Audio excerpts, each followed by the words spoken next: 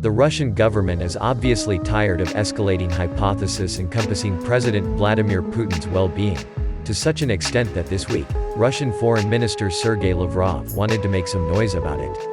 "I don't figure rational individuals can perceive any kind of side effect of sickness in this man," Lavrov told French broadcasting company TF1, referring to day-to-day appearances openly and official addresses as confirmation of well-being.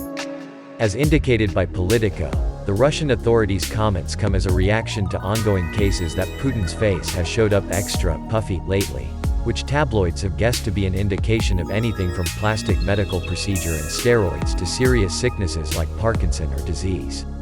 Regardless of even a new examination by Russian outlet Proact uncovering that Putin addresses a few specialists per day, and even has a malignant growth expert on long-lasting call, U.S. knowledge are still authoritatively hanging tight that they've seen no hard confirmation that the long-lasting pioneer is sick, in spite of the fact that Newsweek is presently revealing that U.S. insight sources are saying secretly that Putin was treated for disease in April, months after the beginning of the intrusion.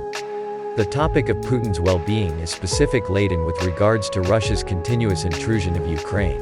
Yet in addition on the grounds that the president has been very purposeful about keeping a hyper-manly open picture, which he has gone through many years steadily organizing via rough shirtless pics and fantastic presentations of physicality. A couple of years prior, when gotten some information about the justification behind so many topless photographs specifically, the incidental body energy powerhouse answered that he saw, "Don't bother stowing away," his physical makeup when an extended getaway. Offered the reasonable time and consideration committed to his macho picture, and the time taken by the Kremlin to battle guest infirmities, we're certain this most recent gossip is an inconvenience for the Russian chief, who, once more, is definitely not even sort of debilitated. All right.